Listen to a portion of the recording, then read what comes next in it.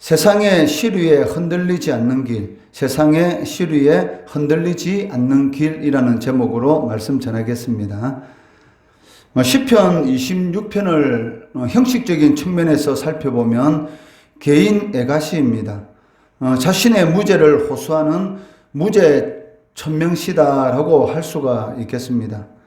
내용을 전체적으로 간단히 살펴보면 26편의 시편 기자는 어떤 이 무리에게 이 고발을 당하고 있고, 이러한 이 고발에 대해서 자신이 무죄하다는 것을 성전에서 하나님께 호소하고 있다는 것입니다. 이로보건대 그 성도들이 어떤 이 문제에 부딪혔을 때에 그 문제 해결 방법이 무엇입니까? 바로 하나님께 간절히 기도하는 것이다 라는 것을 알 수가 있습니다. 시편 150편을 계속적으로 살펴보게 될 건데, 시편 150편에 기록된 모든 그러한 사건과 또 시편 기자들이 당하는 환난, 이런 고난 가운데서 시편 기자들이 하는 것이 무엇이냐면, 자신의 내면에 있는 그런 고통들에 대해서 하나님 앞에 낱낱이 아뢰고, 그리고 그런 문제를 해결해 주시기를 간절히 호소하는 그런 내용들이 기록되어 있는 것을 이렇게 볼 수가 있다는 것이죠. 이러한 것들을 통해서 우리들에게 가르쳐 주는 것이 무엇이겠습니까? 바로 성도들이 어떤 문제에 부딪혔을 때에 그 문제를 해결할 수 있는 가장 좋은 방법은 그 하나님께 구하는 것입니다. 구하면 주시고 찾으면 찾고 두드리면 열리게 하시는 그 하나님의 은혜와 능력을 의지하는 것이다 라고 할 수가 있습니다. 1절 말씀해 보시면, 내가 나의 완전함에 행하여 싸우며 흔들리지 아니하고 여호와를 의지하여 싸우니 여호와여 나를 판단하소서라고 말씀하고 있습니다. 여기 시편 기자가 내가 나의 완전함에 행하였다라는 이 말은 자신의 행위가 하나님 앞에 완전하다라는 그런 의미인 것이 아니고, 그 하나님 안에서의 삶, 그런 삶을 전적으로 신뢰하는 그런 삶을 살아갔다라는 그런 의미를 가지고 있습니다. 어떻게 사람이 하나님 앞에 완전할 수가 있습니까? 사람은 누구나 불완전하고 언제든지 죄를 지을 수 있는 그런 존재입니다. 그렇기 때문에 자신이 완전하였다라는 이 말은 그 하나님 안에서의 하나님의 기뻐하는 그런 삶을 추구하는 그런 삶을 살아갔다라고 말을 할 수가 있습니다. 여기 나를 판단하소서라는 이 말은 나의 무죄를, 즉 자신의 무죄를 밝혀달라고 하나님 앞에 간절히 기도하고 있다는 것입니다. 이처럼 시편 기자가 하나님께 담대하게 호소할 수 있는 그런 그 이유는 그 자신의 삶이 하나님을 의지하고 곁길로 빠지는 그런 삶을 살지 않았기 때문이다라고 말을 하고 있습니다. 1절 말씀해 보시면 여호와를 의지하여 싸우니라고 이렇게 말을 하고 있는데, 이것은 그 주님께서 하신 그 약속의 말씀을 붙들고 살아갔다라는 그런 의미를 가지고 있습니다. 물론 우리가 하나님의 말씀을 붙들고 살아가고 있지만, 사실은 그 하나님의 말씀대로 제대로 살지 못할 때가 사실 많습니다. 그렇다 할지라도 하나님의 말씀을 이렇게 붙들고 살아가는 그 모습, 그 하나만 가지고도 하나님께서는 기뻐한다는 것이죠. 다르게 표현한다면 그 발버둥의 신앙, 즉 발버둥 치는 것이죠. 우리가 하나님 앞에 완전할 수는 없습니다. 그렇지만 하나님께서 기뻐하는 그러한 삶을 살아가기 위해서 이 발버둥 치는 이러한 모습을 보고 하나님께서는 우리들에게 은혜를 베풀어 주시고 또 복을 이렇게 부어 주시는 것을 이렇게 보게 됩니다. 그 아이들이 어린 아기들을 이렇게 물에 이렇게 빠뜨려 놓으면 아기가 어떻게 합니까? 이 발버둥을 치지 않습니까? 그것을 보고 부모님들이 참 기뻐하는 것이죠. 그 애가 물에 빠지지 않도록 사실은 그 배 밑에 손을 받치고 있습니다. 그런데 아이는 그것을 잘 못 느끼는 것이죠. 다만 그 물에 빠지지 않도록 이렇게 발버둥을 치는데, 그러한 모습을 보면서 그 부모님들은 항상 안전하게 붙들고 있으면서도 그 아이가 발버둥 치는 그런 모습을 보고 웃고 또 이렇게 즐거워하는 그런 것을 이렇게 보게 되는 것이죠. 그 마찬가지입니다.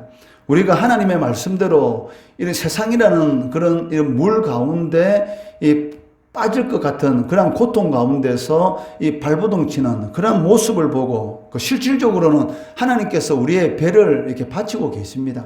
그런데 우리는 사실은 그런 것을 잘 느끼지 못하는 것이죠.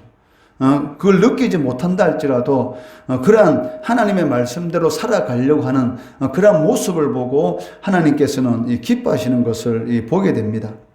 1월 3절 말씀에서는 주의 진리 중에 행하였다라고 시편 기자는 고백하고 있습니다. 3절 말씀해 보시면 주의 인자하심이 내 목전에 있나이다. 내가 주의 진리 중에 행하여, 즉 한마디로 하나님의 말씀대로 살기 위해서 이 발버둥 쳤다라고 이렇게 말을 하고 있습니다. 시편 1편의 이 기자는 그 복 있는 사람이 어떤 사람인가에 대해서 말씀하고 있는데, 그 악인들의 꾀를 따르지 아니하고 죄인들의 길에 서지 아니하고 오만한 자들의 자리에 앉지 아니하는 자, 이러한 자들이 복 있는 자다라고 말씀하였습니다. 그 마찬가지로 시편 26편의 기자도 그 4절과 5절 말씀을 통해서 이 1편의 그러한 시편 기자의 말씀과 이 동일한 그러한 말씀을 하고 있다는 것입니다. 그 4절 5절 말씀해 보시면 허망한 사람과 같이 앉지 아니하였고, 여기 허망한 사람이라는 것은 이 거짓된 사람, 항상 거짓말을 하는 그러한 사람들과 함께 같이 앉지 아니하였고, 간사한 자와 동행하지 아니하고, 여기 간사한 자라는 것은 두 마음을 품는 자들입니다. 즉 하나님을 전적으로 신뢰하는 것이 아니라 자신의 필요에 의해서 그 하나님을 의지했다가 또 어떤 순간에는 사람을 바라봤다가 이렇게 두 마음을 품는 자, 즉 간사한 자의 삶을 자신이 살아가지 아니하고 악인들과 함께 앉지 않겠다라고 고백하는 것을 볼 수가 있습니다. 그 이유가 무엇입니까? 이 26편의 시편 기자가 거짓된 자들과 함께 앉지 않고 두 마음을 품지 않고 악인들과 함께 하지 않겠다라고 고백하는 그 이유가 무엇이냐면, 그 주님께서는 이 죄인들을 확실히 멸하시기 때문이다라고 말을 하고 있습니다. 이 9절 말씀해 보시면 내 영혼을 죄인과 함께 내 생명을 살인자와 함께 거두지 마소서. 즉 자신이 그 죄를 짓지 않은데도 불구하고 자신의 이 대적들에 의해서 이 무고하게 이 고발당하고 고소당하는 이런 고통 가운데서 이들과 함께 자신이 이 멸망당하는 그러한 일을 당하지 않도록 하나님 이렇게 붙들어 달라고 간절히 기도하고 있다는 것입니다. 그리고 계속해서 이 시편 기자는 앞으로도 즉 자신의 생명이 끊어지는 그날까지 그 하나님의 말씀, 즉 주의 길을 따라 살아가겠다라고 결단하며 하나님께 은혜를 베풀어 달라라고 간절히 기도하고 있습니다. 11절 말씀해 보시면 나는 나의 완전함에 행하오리니 나를 속량하시고 내게 은혜를 베푸소서라고 고백하고 있습니다. 앞에서 말씀드린 것처럼 나의 완전함에 행하오리니라는 것은 자신의 이 행위가 완전하다라는 것이 아니고 주 안에서의 삶, 즉 하나님의 말씀대로 살아가겠다라고 하나님 앞에 고백하는데, 그 하나님의 말씀대로 살아갈 수 있는 그 힘은 어디에서 나오는 것입니까? 즉 하나님께로부터 오는 것입니다. 그렇기 때문에 내게 은혜를 베푸소서, 즉 하나님의 은혜가 없이는 자신이 절대로 하나님의 말씀대로 살아갈 수가 없다는 것이죠. 주님은 포도나무고 우리들은 가지입니다. 이 가지가 열매를 맺을 수 있는 것은 그 가지가 어떤 능력이 있고 가지가 어떤 그 힘이 있어서 이 열매를 맺을 수 있는 것이 아니라 이 포도나무에서 나오는 그러한 그 생명력을 공급받기 때문인 것이죠. 저 포도나무에 있는 이런 로부터 물을 공급받고 또 포도나무로부터 양분을 공급받음으로 인해서 가지에서 열매를 맺을 수가 있는 것이지, 그 가지 자체가 어떤 힘이 있어서 열매를 맺는 것은 아니라는 것이죠. 이것을 시편 기자는 너무나 잘 알고 있기 때문에 하나님의 말씀대로 살아가고 싶은데 하나님의 은혜가 없으면 제가 그렇게 살아갈 수가 없습니다. 하나님 은혜를 베푸소서라고 간절히 이렇게 기도하는 것을 이렇게 보게 되는 것이죠. 이런 모습을 하나님께서 가장 기뻐하십니다. 예, 성도들의 기도 제목 가운데 하나님께서 가장 약한 부분이 무엇입니까? 이 불쌍히 여겨달라는 것이죠. 긍휼히 여겨주시고 불쌍히 여겨주셔서 이 환난과 이 공고한 가운데 건져달라고 하나님 앞에 눈물로 애통하는 마음으로 기도할 때에 그러한 이런 상한 마음, 하나님 앞에 나와서 세상 가운데서 하나님의 말씀대로 살아가고 싶지만 이 하나님 말씀대로 살아가지 못하는 이런 안타까운 그런 것들을 두고 하나님 앞에 간절히 부르짖을 때에 하나님께서 우리의 연약함을 받아주시고 은혜를 베풀어 주시는 것이죠. 그렇기 때문에 우리가 살아갈 수가 있습니다. 만약에 하나님께서 우리의 행위대로 우리를 심판한다면 과연 하나님 앞에 나와서 예배드리는 성도들 가운데 몇 명이나 살아남을 수가 있겠습니까? 그것은 불가능한 것이죠.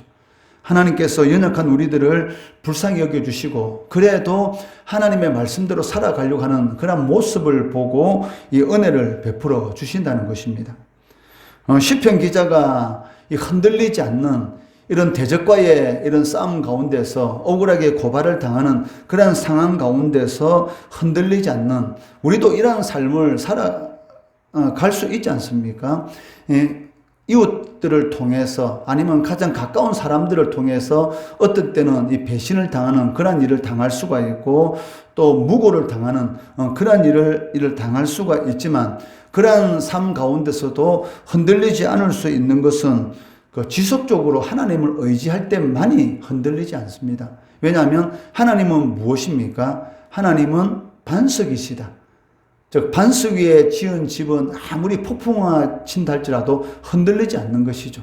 그렇기 때문에 성도가 세상의 삶 가운데서 요동하지 않고 하나님의 말씀을 붙들고 살아갈 수 있는 그 힘은 하나님으로부터 나오기 때문에 하나님을 지속적으로 의지해야 하는 것입니다. 그럴 때만이 이 세상의 시류에 흔들리지 않고 하나님께 주시는 그런 풍성한 그런 복이 있는데 이 가지가 이 많은 열매를 이렇게 맺을 수 있는 것처럼 이 성도들의 삶 가운데 그런 풍성한 저 가난한 자를 부유하게 하시는 그런 은혜가 우리의 삶 가운데 임하게 된다는 것입니다. 이러한 은혜를 누릴 수 있도록 끝까지 어떤 상황 가운데 있을지라도 주님의 말씀 안에서 주님을 전적으로 신뢰하는 그런 삶을 살아가시는 우리 성도 되시기를 주의 이름으로 축원합니다.